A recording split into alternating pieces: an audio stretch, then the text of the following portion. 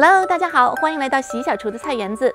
今天呢，我要分享一种方法，把用过的旧土变成肥沃松软、富含腐殖质的有机营养土，而且成本超级低，几乎是没有什么成本的。话不多说，直接看我的做法吧。首先，我先来介绍使用的原材料。我使用的原材料呢，主要分为3类。第一类是用过的旧土。这一盆盆种过东西的土呢，不要再直接用来种植物了，里面的营养成分很少了，而且有的已经板结了，还有的可能会有虫子虫卵，所以用过的土要进行处理。第二类是含有营养的有机物，看看我都攒了哪些好东西。这一盘是咖啡渣、茶叶包和香蕉皮。咖啡渣里面的氮元素很多，香蕉皮里的钾元素很多，所以这2个是我经常攒的。这还有一些前天剪枝剪下来的树叶。这另一桶呢是一些蔬菜皮和水果皮。我用的这些呢都是厨余，而且都是素的厨余，没有肉类和乳制品什么的。旁边这2盒呢是一桶干树叶，还有一盒干松针，隔壁还有一个纸质的没有用的鸡蛋盒。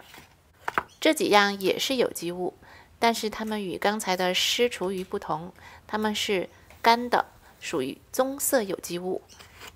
这些东西会在土壤里变成腐殖质，不但能增加土壤里的营养，还可以让土壤更加疏松保湿，并且它们还会作为有益的生物和微生物的食物，从而改良土壤。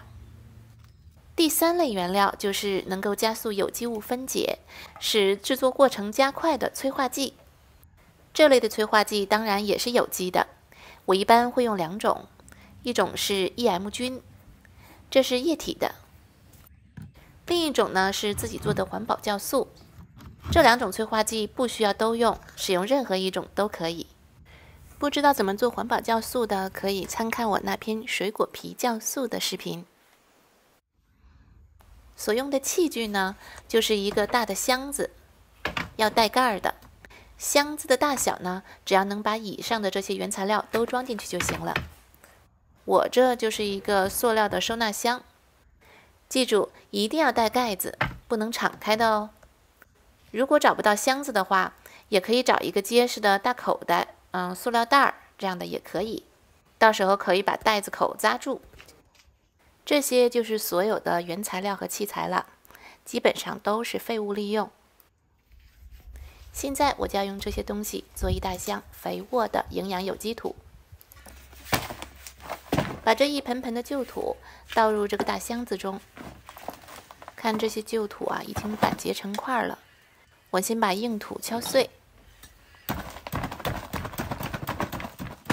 这些土都很干了，倒的时候尘土飞扬的，最好是戴个口罩。可能有人会说，我怎么不浇湿了，或者是喷点水？因为那一会儿那些湿的厨余呢，还有我加的这些酵素什么的，是会有水分的。如果我现在加水呢，可能会造成过湿。好了，现在呢，这些旧土都倒进箱子里了，大概有1/3箱吧，不到半箱。现在我来把厨余加进去，先加这桶湿的，这样就不会有那么多尘土了。再把这些树叶放进去，我把它剪成小块，腐蚀的会更快。香蕉皮，我也习惯把它们剪成小一点的。其实香蕉皮腐蚀的很快，不剪呢也是可以的。这些茶叶和咖啡渣的纸包可以带着纸包丢进去，只要是纸质的就可以分解。为了到最后搅拌起来更容易一些呢，在我们丢这些东西的时候，时不时的就可以翻拌几下。然后我来加入这些棕色有机物，也就是干树叶、干松针或者是纸壳等等。这些属于棕色有机物。它与刚才的湿厨余的最大的区别呢，是这些干的棕色有机物含碳的成分比较高。而刚才那些湿的厨余呢，含氮的成分比较高。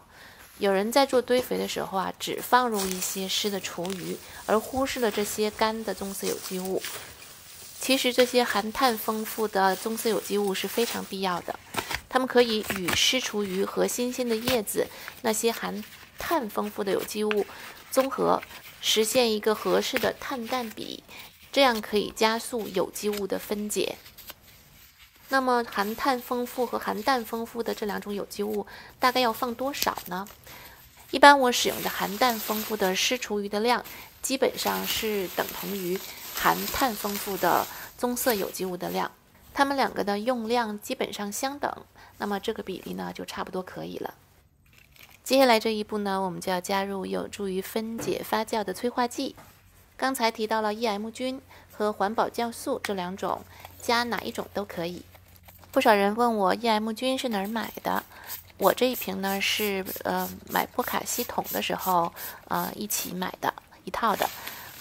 其实单独买的话，很多园艺店都有卖的，大家可以上网搜一下Bokashi EM 菌就可以找到了。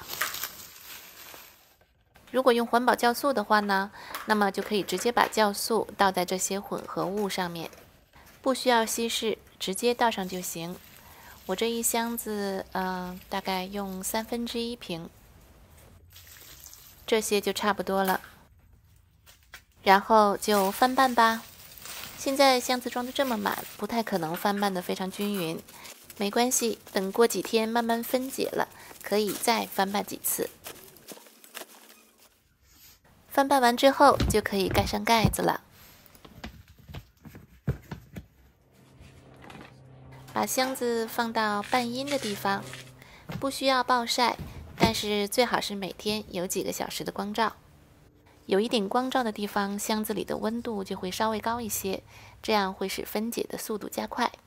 而且如果温度足够高，还可以帮助杀除旧土里面的虫卵。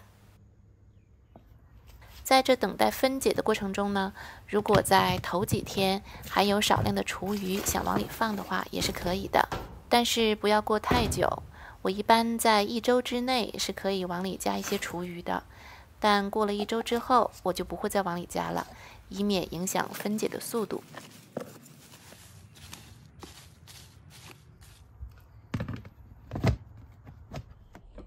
之后就这样不用管它啦。一般天气暖的话1个多月，冷一点的话2个月的时间，大部分的厨余就会分解完毕。我把这头1、2个月的分解发酵时间叫做第一次发酵阶段，这段时间的分解速度是很快的。箱子的内部呢，由于分解速度快，里面的温度是最高的。箱子越大，里面的有机物越多，温度就越高。我这是过了正好2个月的状态，看看里面，底下已经看不到整块的厨余了，基本上都分解掉了。这个时候箱子里的温度已经不高了，基本上是常温的状态。其实如果着急使用的话呢，现在这个状态已经可以加到你的菜园中进行培土、添土使用了。但我一般不着急的话呢，在这个时候我会进行充分的翻拌1次，然后进行第2次分解发酵。这时可以再一次的加入一点 EM 菌或者是酵素。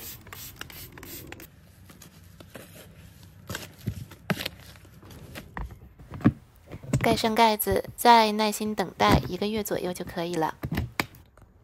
最近这1个月呢，随着我们这里进入冬季，天气越来越冷，然后白天的时间也越来越短，所以靠墙边的那个位置呢，已经几乎很少有阳光了，所以我把它挪到了这个光照比较好的地方。现在呢，我们再来看一看，又过了1个月之后，它是什么状态？现在这个叶子表面上这一层还有一些干的叶子，这都没关系。我们看看里面。